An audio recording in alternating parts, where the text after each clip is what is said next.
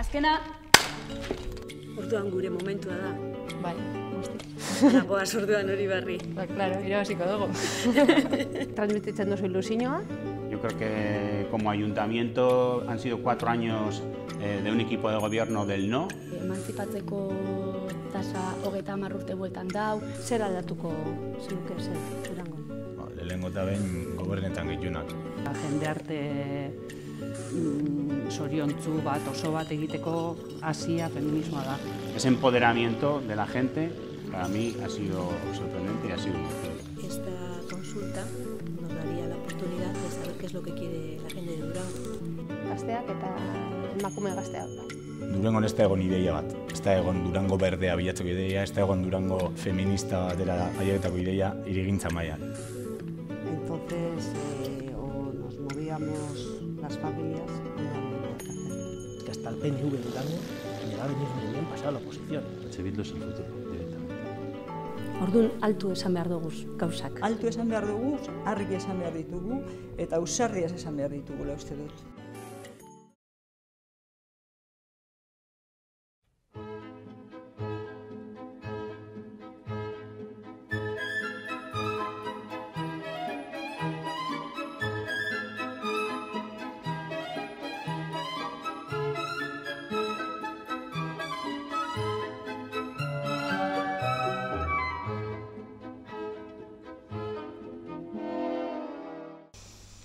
Durango da mugimendua, bizitza eta etorkizuna.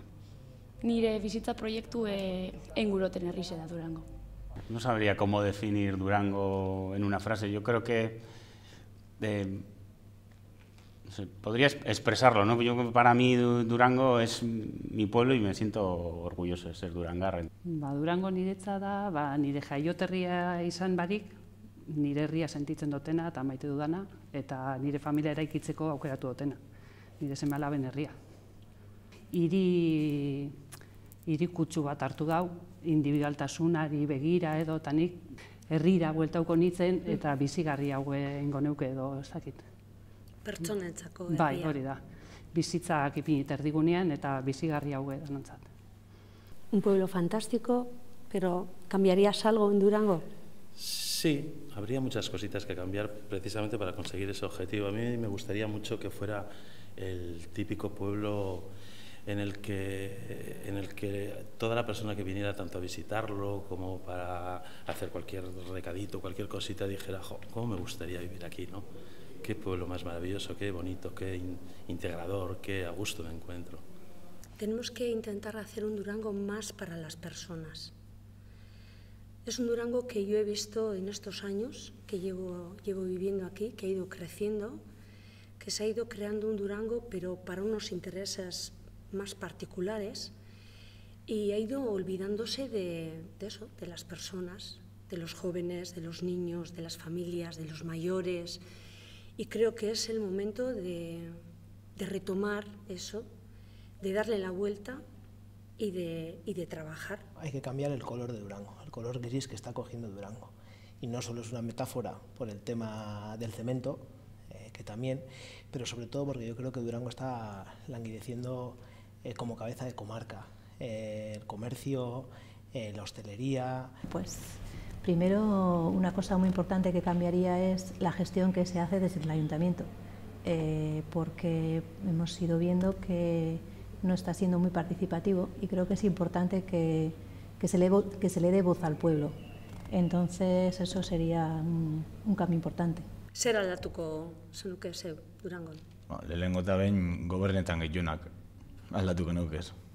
Gobernetan gehienak eta euren politika eiteko forma zarrak. Guk errespetu eta duintasun gehiago dekouleko euren forma zarra baino.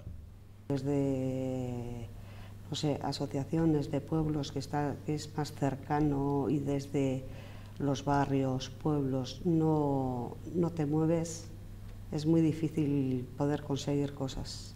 Orduan, ikusten duzu jendea gogoekin gauzak aldatzeko? Gauzak aldatzeko gogo handia daukan. Gertatzen dena nik ikusten dudanetik, herri honetan, edo herri hau kudeatzen dutenak, edo gobernatzen dutenak, nahiko zera dira, ezta? Esango nuke, gorrak ezakit, baina entzungor egiten dutela behintzat esango nuke. Orain dela 20 urte sartu nintzela lanbide heziketan, aldarrikatu bebai lanbide heziketa gure gizartean eta Durangaldean dekon paper oso garrantzitsua, eta sartu nintzen tailerreko irakasle moduen, eta salto bineban, hor da oso oztopo batzuk zure bidean ipitzetan oztopo batzuk, eta nik uste pertsonalki saltu edo apurtu edo moldeak apurtu behar dier. Eta gero eskolan bebai, beste esparro bat lantzen dut, kudeaketa, sinesten dut organizazio horizontal baten, nik uste dut gure proiektua bebai, bildun proiektua erakunde horizontal bat eta parte hartzaile bat izan aldela.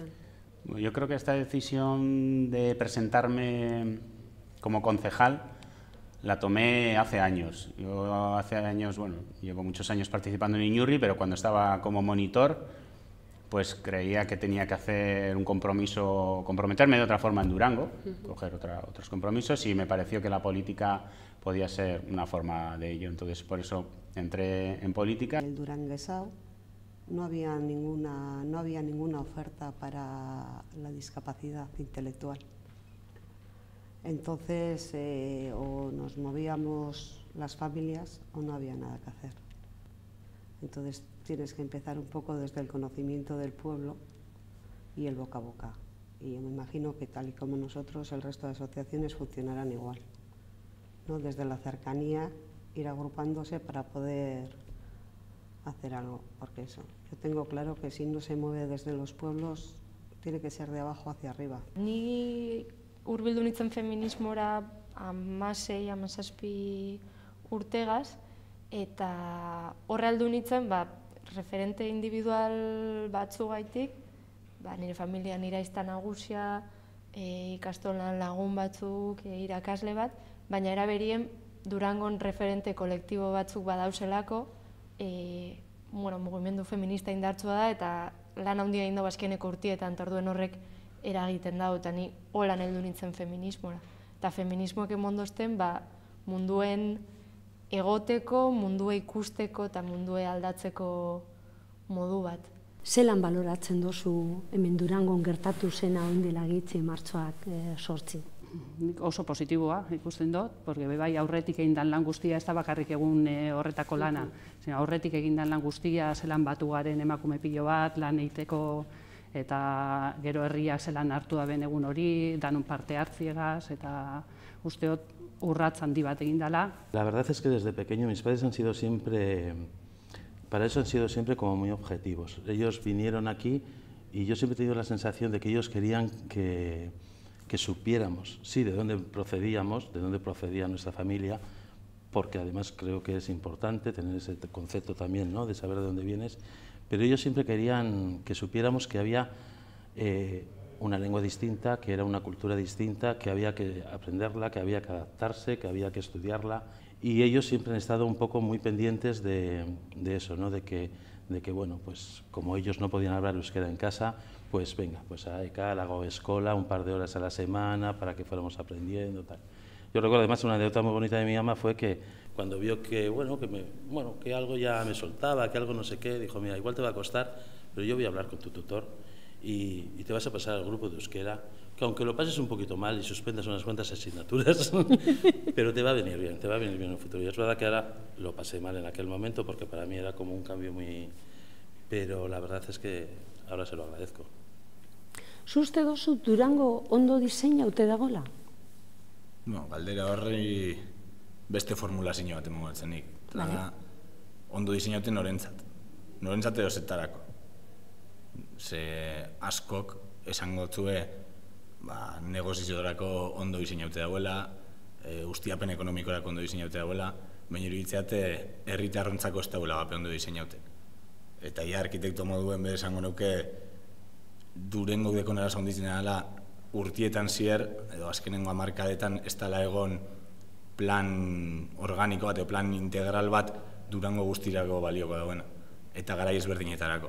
Adibidez, Barcelonan dauen moduen, Barcelonako ensantzi ezerdak diseinua dagoena, Durangon ez da egon ideia bat, ez da egon Durango berdea bilatzeko ideia, ez da egon Durango feminista batera ailegetako ideia hirigintza mailan.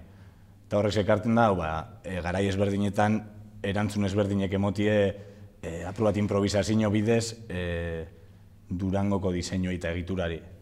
Uste dozu orduan aldela egin beste modu batera. Durangon idea konkretu bat argi aukin eskero eta hori garatzi gure izin eskero, badauz hirigintza mailan eredu asko eta onak, aplikaulik esenak, bai dekogu zen fabrika sarrai beste bizi bat emoteko, bai Durango berde bat sortzeko parke handi bat sortuz, bai hirigintza mailan ordenantzetan ikuspuntu feminista sartute, ze gaur egundeko una berazun ditzina da, idea falta horrek ekarri daruzela, gaur egundeko gauzen emain bat arazo, densidade bajuko auzoek sortu die egon dien terreno apurretan, auzo horrek ez dabe komertziorik sortzen, auzo horrek die loiteko gune bat eta gutxi batzuntzat bakarrik, eta gero saldu gure dabe, oin Durango erdizen libre geratzen den terreno apurretan densidade altue.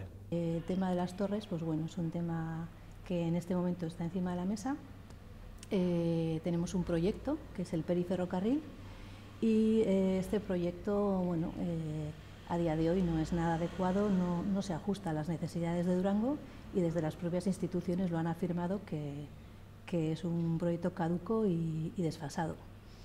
Tenemos la consulta popular aprobada y esta consulta popular se tiene que llevar a cabo ya mismo. Bueno, de estos 4 años podría decirse que como EH Bildu diría que han sido 4 años de barrio a barrio, de compromiso, de estar cercana a la gente, de escuchar sus aportaciones, sus necesidades, de llevarlas al ayuntamiento y de sentirnos útiles, ¿no? De que haya cosas que se hayan llevado adelante. Al mismo tiempo, yo creo que como ayuntamiento han sido 4 años de un equipo de gobierno del no, de un equipo de gobierno de la contramoción, de no escuchar a la gente, de no aceptar sus propuestas.